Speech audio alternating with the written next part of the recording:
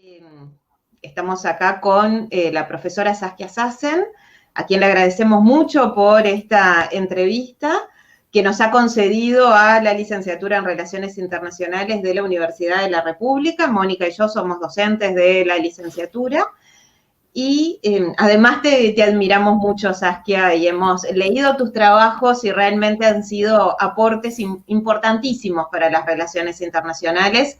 Ver desde otro lado, o sea, aportar otra mirada. Sí. Voy a leer tu currículum, primero muy breve, porque si no nos llevaría prácticamente toda la entrevista, si tuviera que leer todos tus logros y todas las obras que escribiste. Saskia es profesora de Sociología de la Universidad de Columbia e integrante del Comité sobre Pensamiento Global. Sus principales líneas de investigación son la globalización, las altas finanzas, la inmigración y la ciudad global, entre otros. Fue galardonada con el Premio Príncipe de Asturias de las Ciencias Sociales en el año 2013 y es autora de numerosos libros, destacando una sociología de la globalización, Expulsiones, brutalidad y complejidad de la economía global, o el más reciente, Ciudades en Guerra, que compiló junto a Mary Kaldor, que también es un libro excelente. Y debería decir que también es autora de este otro libro que yo lo he usado mucho en mis trabajos, que es Perdiendo un Control, la soberanía en la era de la globalización, que es un libro que adoro porque personalmente fue un descubrimiento y un cambio en el pensamiento, si se quiere, desde las relaciones internacionales.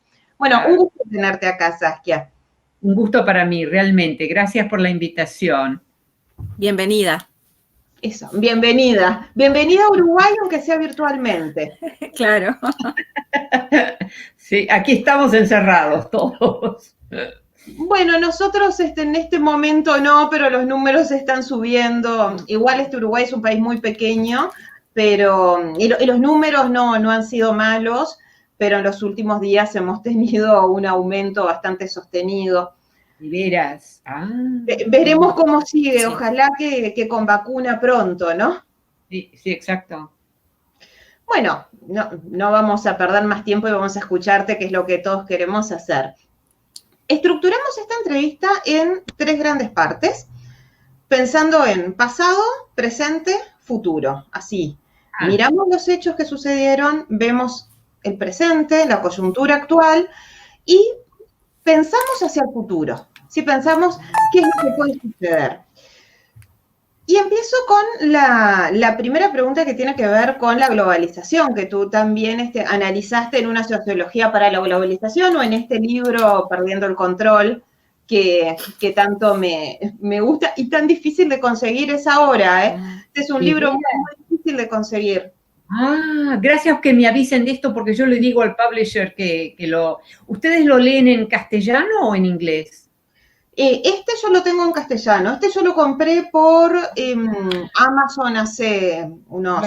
Claro. No, porque en inglés existe, en inglés todavía circula, pero en castellano por ahí no, ¿eh? Yo voy a ver con el editor, pero ahora empecemos con nuestro... Sí, claro, empecemos con nuestras preguntas. La primera, como te decía, tiene que ver un poco mirando hacia el pasado, tiene que ver con la globalización.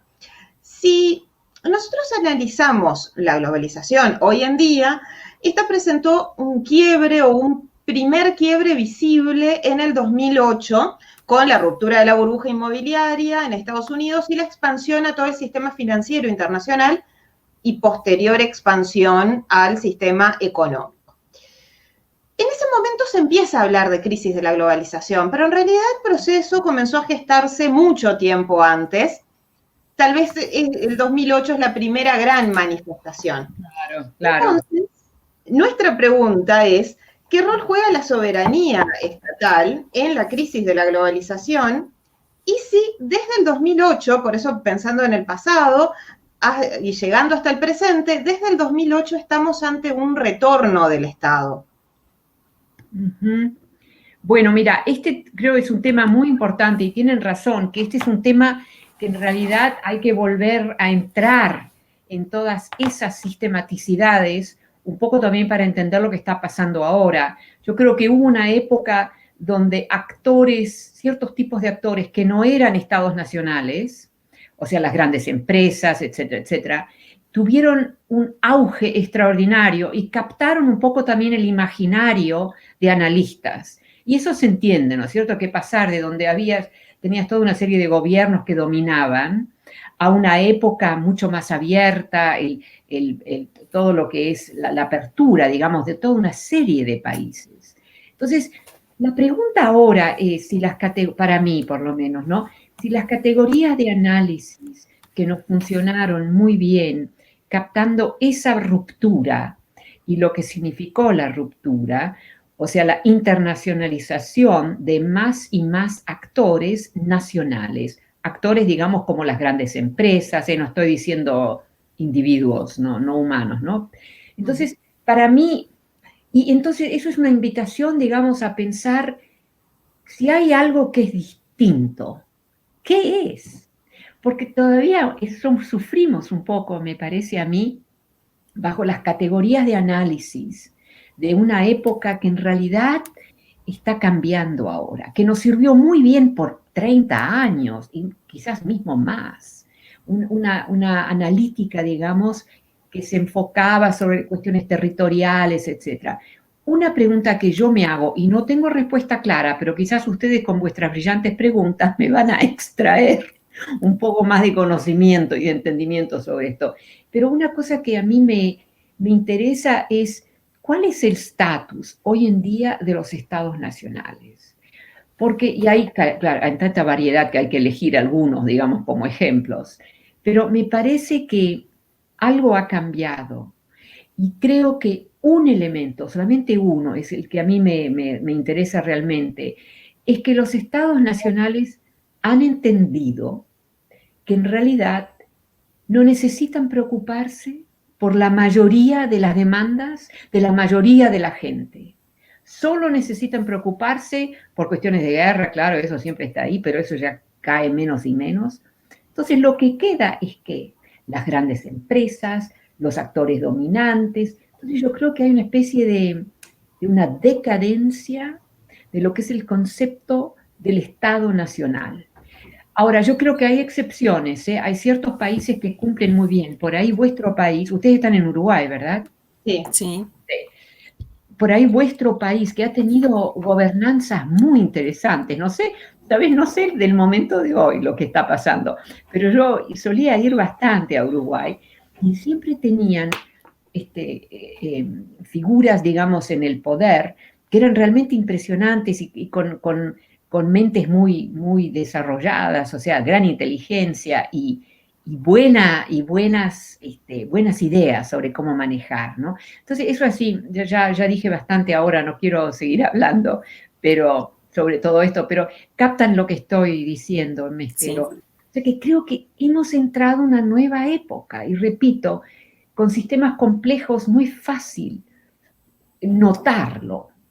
O sea, tenés que estar un poco encajada en ciertas situaciones para entenderlo, porque no cambia todo. La gran mayoría, los edificios, el tráfico, la gente por todos lados, todo eso parece que es igual, pero algo cambió. Entonces el desafío, yo creo, para nosotros los intelectuales ahora, es entender qué es lo que cambió suficientemente, por ahí no cambió totalmente, pero suficientemente, para en realidad lanzar una especie de nueva época.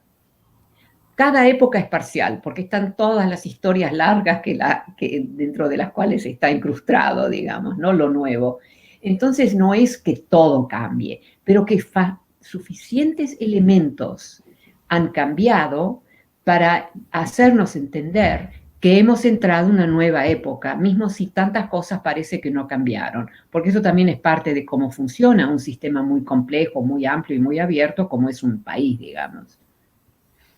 Bien. Una respuesta larga, ¿eh? No, pero me resultó muy, muy interesante, especialmente algo me hace eco, así que voy a bajar bien el mío, por las dudas que sea de mi micrófono. Me resultó muy interesante lo que planteabas de las categorías de análisis, en primer lugar, que algo cambia, aunque no todo cambie. Entonces podemos ver este momento como un momento de quiebre, como un momento de transición, pero todavía no tenemos certeza de cuál es la siguiente etapa. Eso es algo que me parece muy interesante desde el punto de vista de la investigación o desde el punto de vista científico, porque siempre hay nuevas preguntas, se abren nuevas preguntas. Y el otro elemento que me pareció muy interesante, que tiene que ver con la siguiente pregunta que te va a formular Mónica, tiene que ver con el surgimiento de esos otros actores que vienen a satisfacer demandas que ya el Estado no satisface. Y también podremos agregar, y después lo podemos seguir conversando, qué es lo que está pasando desde la sociedad, porque desde la sociedad, o desde nuestra sociedad, esta vez en algunos estados latinoamericanos se está viendo, se está reclamando al Estado que cumpla lo que no había cumplido por mucho tiempo, en algunos casos. Así que le doy la palabra a Mónica para que continúe. Muy bien. Sí, y completo un poco esto que decía Magdalena, y con los riesgos que implica reclamar un Estado bajo la presión de estar en una situación de emergencia y todo lo que eso implica, situaciones particulares de excepción y cómo se puede trasladar al futuro. Pero nos vamos a quedar en el presente antes de ir al futuro. Y vamos a ir un poquito al sistema internacional y en esto que Saskia hacías referencia de la transnacionalización. Desde las relaciones internacionales, la lupa está puesta en la sociedad internacional, justamente en esa dimensión internacional de la sociedad, en sus actores, en sus interrelaciones, que se han complejizado. Se han complejizado mucho y las dinámicas se han acelerado de tal manera que el objeto de estudio se ha vuelto sumamente complejo. Sí, en este actual contexto de pandemia, desde tu mirada, ¿cómo se interpreta? Y ya fuiste avanzando un poquito en esto. ¿Cómo se interpreta la relación entre Estado, actores transnacionales y el Estado? Claro. ¿Qué más podemos ver de eso? Pero, o sea, quiero volver a la frase que justo lanzaste, que me parece muy importante, la caída de los grandes poderes. O sea, hubo una época donde necesitaba 5 grandes poderes que se juntaban y decían, bueno, ahora los próximos pasos que vamos a tomar en este mundo son estos, bla, bla, bla, y lo podían ejecutar. Eso es lo que ya no existe. O sea, los poderes hegemónicos, sí, todavía algunos podemos identificar, pero no es lo que fue, por ejemplo, cuando se lanza la Primera Guerra Mundial y cuando se lanza la Segunda Guerra Mundial todavía. Hay una serie de países hegemónicos que podían decidir cuáles eran los próximos pasos que se debían tomar. Y eso lo hemos perdido, eso no lo tenemos ya. En su momento lo vimos también críticamente, porque ¿por qué estos poderes, etcétera? Pero, y esto me interesaría saber también de ustedes, que alguna de ustedes son más expertas en todo esto que yo, pero me interesa entender cómo ven ustedes esta cuestión del poder, la caída de los poderes hegemónicos. O sea, yo creo que ese es un elemento muy importante y eso realmente para mí empieza en los 1980, cuando tantas cosas se internacionalizan. Entonces yo uso esta palabra en inglés o filière, en francés, filière, ¿no? ¿Entienden la palabra filière? O sea, tantos mecanismos en juego cubriendo... ¿Cómo? ¿Entretejido? No, el contrario, bueno, sí, a un nivel sí. Lo que digo es que hay toda una serie de elementos de comunicación, de acción, de intercambios culturales y comerciales, etcétera, etcétera, que conectan a países de maneras bastante distintas, dependiendo de qué zona estás, etcétera. Pero hay mucho de eso ahora, a un punto, digamos, mucho más de lo que lo era antes de la Segunda Guerra Mundial. Entonces, eso también ha traído consigo, digamos, la caída de la influencia de los que son los top ejecutores, digamos, de los presidentes, ¿no? de diversos países. El presidente, los presidentes de grandes países, yo digo, han perdido capacidad. No porque los mataron o algo así, pero porque hay tantos otros elementos en juego que la presidencia no puede entender o manejar, digamos, o no tienen la capacidad y por qué deberían hacerlo. Entonces tenés toda una serie de actores, de actores privados, las grandes empresas, las grandes publicaciones, que en realidad están comandando una zona de análisis que antes estaba en manos mucho más grandes del Estado, de ciertas figuras ejecutivas muy grandes, etc.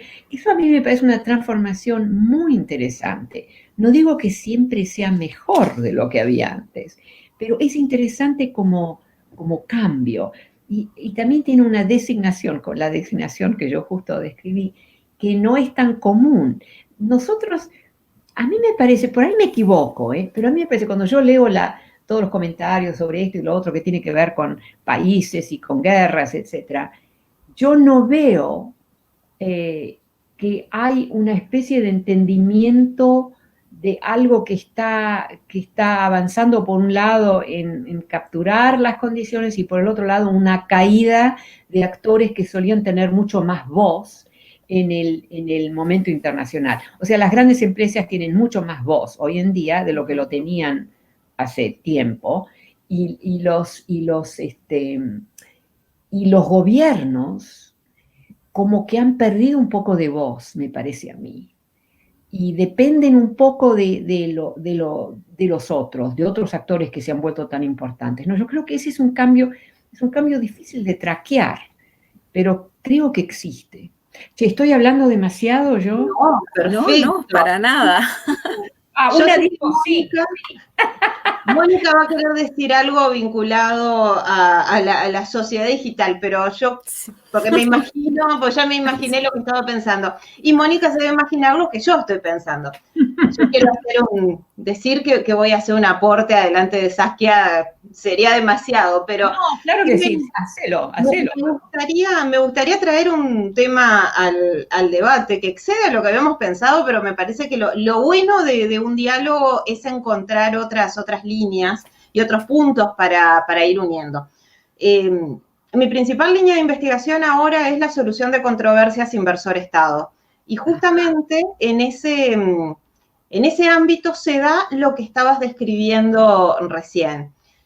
Y particularmente lo que vemos es el poder de, habitualmente, empresas transnacionales, puede haber algún individuo, pero generalmente son empresas transnacionales, en relación a los estados, y poder en términos relacionales, pero también poder en términos estructural, de cambiar las reglas de juego. Y algo que me parece sumamente interesante para aportar a lo que tú mencionabas es que se da un fenómeno que se conoce con el término de congelamiento normativo.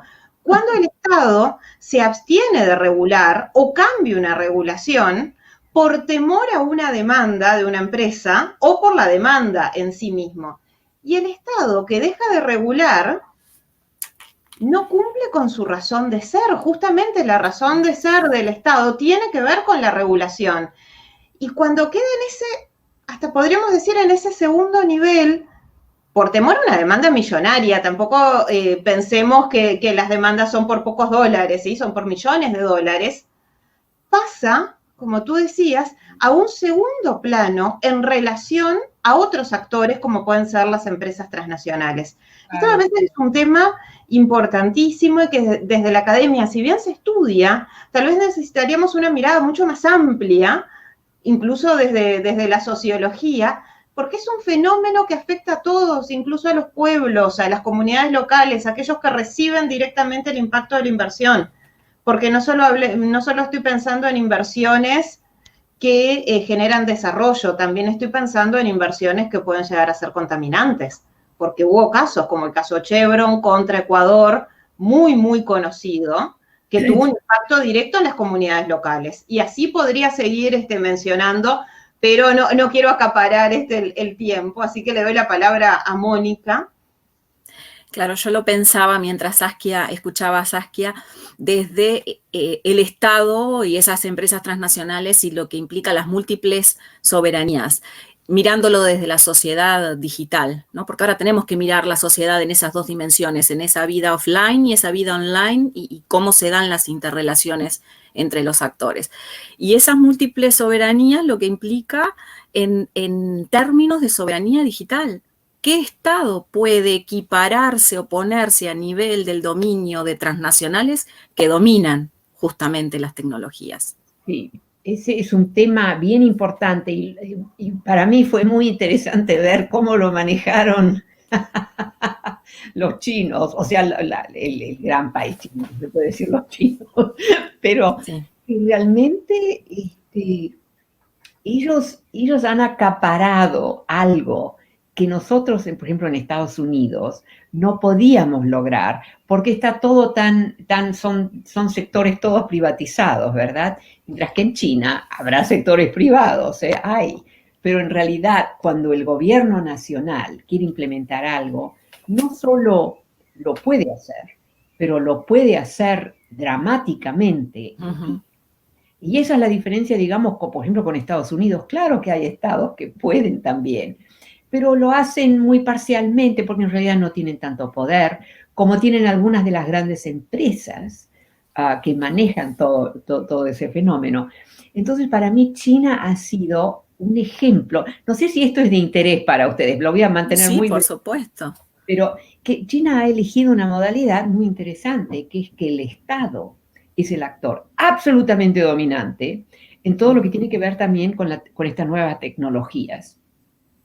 Y la pregunta es, cuando tenés un actor muy poderoso que tiene la capacidad de controlar y de informar y de ver qué es lo que nos falta, por ejemplo, eso es lo que pasa en el sector privado, si tenés tantos sectores privados, no está siempre claro qué es lo que nos falta, mientras que si es un gran sector que tiene un proyecto amplio, podés en realidad examinar lo que está faltando. Y yo creo que en ese sentido, en este mundo, en esta fase de este mundo, la que estamos viviendo, yo creo que los chinos tienen la ventaja. No se nota todavía eso, porque tenés todos los países tradicionales que han tenido un liderazgo muy importante, que están todavía en juego, no cabe duda. Pero la pregunta realmente es, ¿cuál es la modalidad con la cual están en juego?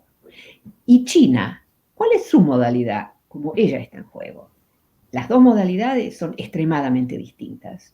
Y ahí yo veo, pero me encantaría tener críticas, porque es como una idea que tengo, no estoy completamente preparada para darles un análisis pleno. Pero la idea para mí es que China representa una modalidad del futuro, no la única, que nos indica que en países grandes, países que tienen capacidades grandes, eso es el tema principal aquí, las capacidades realmente, que estos países, y China es uno, van a cambiar ciertas estructuras en el occidente, donde hemos sido mucho más abiertos, el comercio es lo dominante, no que haya un actor dominante, pero que haya mucho comercio, mucha compra, mucha venta, etcétera, ¿no? Ahora, yo a ese momento, ya con decir eso ya dije todo lo que soy capaz de decir, ciertamente brevemente.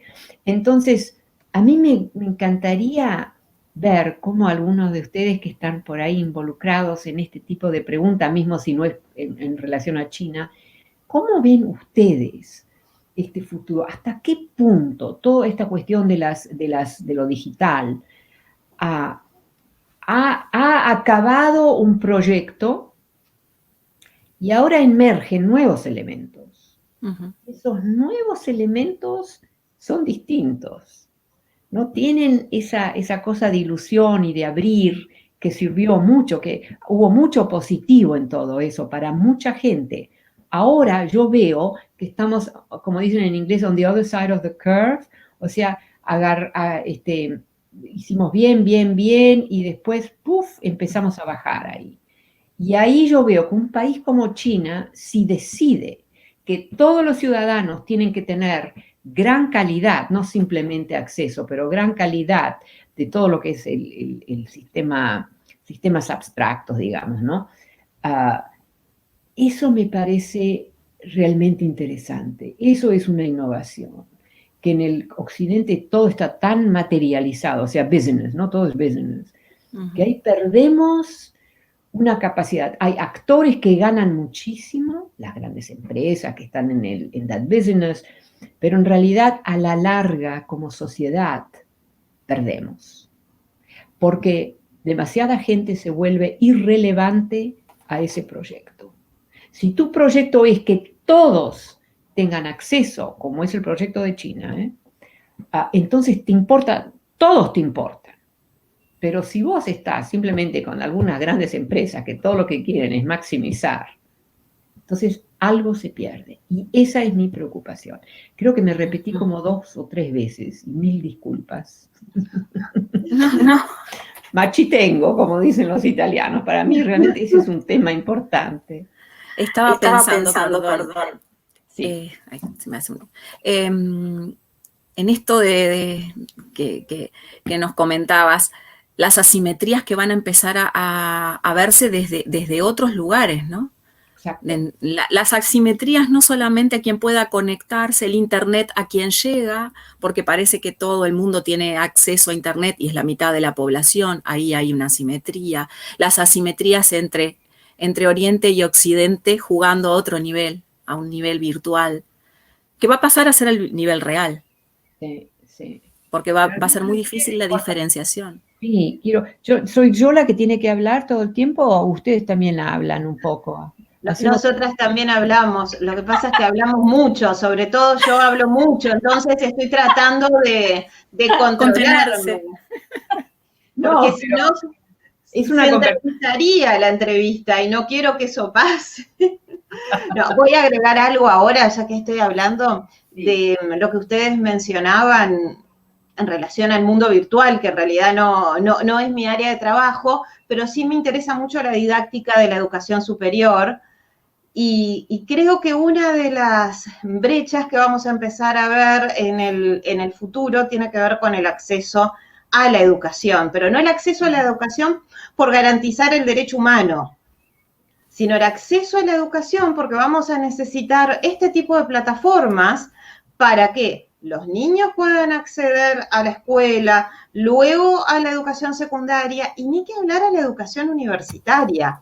Creo que ahí sí la brecha se va a empezar a ver muchísimo más. Y no solo tiene que ver con un tema económico, aparecen inequidades más estructurales, si se quieren, y no meramente al sueldo que puedo recibir todos los meses o cuánto dinero hay en mi hogar. Hay inequidades de tipo estructural que se van a ver por Estado, pero también dentro de la sociedad. Algo que a mí me preocupa mucho y tal vez desde un punto de vista más filosófico es que esta pandemia de cierta manera nos clasifica, los que pueden acceder, los que pueden y los que no, los que podemos trabajar desde casa y los que no. Exactamente. Como tú decías en un documental para la TV española, que para mí es una frase muy, muy precisa pero desgarradora, que el virus no elige al pobre, sino que el pobre está más accesible. Me parece que esa frase describe la situación actual. Sí, sí. No, esto es realmente, es una invitación a tomárnoslos muy en serio. Yo hay momentos, te juro, no lo digo demasiado en público, en un público muy así general, porque no lo entenderían, pero yo digo que de alguna manera este virus, que es un virus que mata, no es un virus inocente, pero que es como que el maestro que se cansó de hacerlo gentilmente, lo que tiene que hacer, lo que tenemos que hacer, y que este virus nos está diciendo, o sea, ustedes tienen que movilizarse. Pero eso es lo que yo decía antes, que uno de los temas que me está como entrando nuevamente, o quizás nunca lo tuve, no sé, es esta cuestión de la transversalidad, ¿no es cierto? Y que necesitamos a gobiernos nacionales fuertes, pero que actúen transversalmente. esa noción del hipernacionalismo, digamos, es muy problemática en este momento, creo yo. Y tenemos, en otras palabras, hay actores, y es toda una variedad de actores. Yo sigo descubriendo actores que importan, que pueden hacer un cambio. Y algunos son pobres y aislados, y otros son ricos y con mucho poder, o sea, toda una serie. Pero creemos que creo que es un momento para no quiero decir educación, pero para comunicarse, para asegurarse que los que vos conocés, con los que vos trabajás, que todo está bien, que tenemos que hacer, o sea, como compartir. Si uno ha tenido un mal momento en algo, en algún negocio o algo así, compartirlo con la gente con la que uno trabaja, con sus estudiantes, con lo que fuere. O sea, creo que, como decía, tenemos que reencontrar, movilizar y facilitar lo transversal. En vez de esto, como yo siempre digo en inglés, los knowledge silos que hicimos, o sea, todas las expertise que se vuelven más y más chiquititas hacia el tope del silo, hay algo todavía que queda, todavía algo, etc. No, transversal, cortar a través de todos esos silos. Necesitamos los silos que concentran conocimientos específicos, bla, bla, pero lo que más necesitamos ahora, creo yo, es justamente hacer trabajar a todos esos silos. ¿Se entiende la palabra silos? Sí, claro. Silos, ¿no? Que con sus distintos conocimientos, distintas modalidades, esto tiene que ver con distintas culturas, con distintos niveles de educación, con distintos tipos de conocimiento científico, humano, etc. ¿No? Entonces, para mí, no sé, tengo esa obsesión en este momento de que la transversalidad es lo que necesitamos, no el refinar más y más este conocimiento, no, reencontrarnos con esos otros silos, y eso va a ser trabajo, eso no nos va a resultar fácil, porque nosotros hemos elaborado toda una serie de elementos que así se hace en esta disciplina, y así se hace en esa disciplina, bla, bla. Entonces, las disciplinas nos ayudaron muchísimo a entender, a manejar, a aumentar el conocimiento. Pero ¿a qué punto? Ahora ya es demasiado. Ahora tenemos todas esas especialidades de altísimo nivel, pero necesitamos algo que es distinto también, algo que es transversal. Esa es como un poco mi obsesión. Yo no estoy segura que esto es válido, lo que estoy diciendo, pero es lo que yo estoy pensando en este momento, digamos, ¿no? Así que no lo estoy tratando de empujar, lo estoy tratando de pensar, que es distinto. Algo que me parece fundamental de lo que dijiste es que tenemos que empezar a pensar en los márgenes de las disciplinas, en los márgenes entre una y otra, en esas interacciones muchas veces están las respuestas que buscamos y no en el núcleo duro, que los márgenes pasen a ser la centralidad. Me parece que eso es muy importante.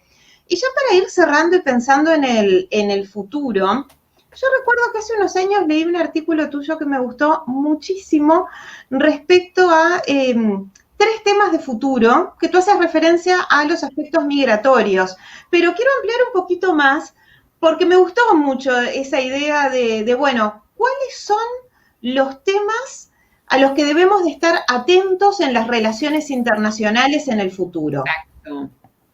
Sí. ¿Me estás preguntando? Sí. Bueno, muy bien. Bueno, yo veo 2 vectores en juego aquí. Uno que ya hice alusión, que es un abrirse, un mezclarse de elementos, que en parte está basado, que ya está pasando, en altos niveles de especialización, donde si vos sos un ruso, tenés conocimientos que uno que es americano también pueden tener. O sea, que no tiene que ver con la política, pero que tiene que ver con modalidades de conocimiento muy avanzadas y que son vivas hoy, o sea, que afectan a nuestra sociedad. Ese es un elemento. El otro elemento, y esa es una transversalidad de un cierto tipo, es una transversalidad con actores limitados, digamos, no es todo el mundo, ¿no? Pero que van cortando fronteras, porque nosotros sabemos ahora que, por ejemplo, algunas firmas americanas que están en cuestiones muy, muy avanzadas necesitan comunicarse con lo que los rusos están haciendo, con lo que otras partes del mundo están haciendo. No es todo el mundo, pero son otras partes, es una mezcla. Eso me parece importantísimo, que no hay un país dominante, porque hubo épocas, también hemos tenido ese tipo de épocas, cuando un país era cuando Estados Unidos realmente surge con sus innovaciones, fue el país dominante, no duró mucho, pero fue eso. Yo creo que estamos saliendo de eso, pero por eso para mí también es importante esta cuestión de la transversalidad. ¿Qué es lo que los rusos están haciendo sobre esto? Y algún otro país en África que no es tan conocida como algún país ruso, digamos, que alguna situación rusa, pero toda una serie de opciones que tenemos hoy en día que me parece que no las estamos usando, no estamos maximizando. No sé si me expliqué aquí con... Sí. Sí, muy bien. Mónica, no sé si querés agregar algo más. Yo en realidad pasaría todo este rato escuchando a Saskia y tratando, y tratando de aprender y aprender y aprender como siempre hago con los documentales, los libros, las distintas entrevistas. Es maravilloso. Y me parece que queda patente acá esa transversalidad, escuchando la visión de Saskia y pudiendo entenderla perfectamente desde las relaciones internacionales y viceversa. Creo que eso habla mucho de esa transversalidad que me parece que es sustancial. Sí, es algo que lo tenemos que trabajar, ¿no? Es un proyecto colectivo en realidad. Esa transversalidad demanda la intervención de toda una serie de distintos actores en distintos lugares del mundo. Y eso también es algo que hoy en día lo podemos hacer, o sea, podemos encajar un tema en particular, pero hay tantos temas que están ya en manos de otra gente también, o que vendrán en el futuro. Así que no es cuestión de acaparar todo, es encontrar una filière, ¿no? Como dicen los franceses, un camino que te lleva a cruzar lo que eran antes bordes que no se cruzaban. Yo digo a nivel intelectual, no digo a nivel de país. Sí, sí, claro. Sí, bueno, estamos de acuerdo porque además en mi caso, creo que en el caso de Mónica también, yo estoy en los márgenes de la disciplina entre el derecho internacional, las relaciones internacionales, la economía política. Está bien. Eso que decís se ve patente. Sí, así es que clarísimo. Describiste un poco lo que nos pasa a nosotras. Bueno, Saskia, te queremos agradecer muchísimo por esta entrevista. Nos quedaron muchos temas, no hablamos de ciudades globales, del hábitat, tampoco hablamos de migraciones, pero lo dejamos para la próxima entrevista, si no te quitamos tiempo hoy. Ojalá podamos tener otra entrevista en el futuro. Sí, me encantaría, absolutamente. Y me mandan también alguna copia de las revistas de otros temas que han manejado, porque es una modalidad muy linda, creo. Bueno, a mí me encantó hablar con ustedes. Y a nosotras, muchísimo. Bueno, muchísimas gracias, Saskia. Que tengas un buen día. Hasta luego. Gracias. Chao. Chao.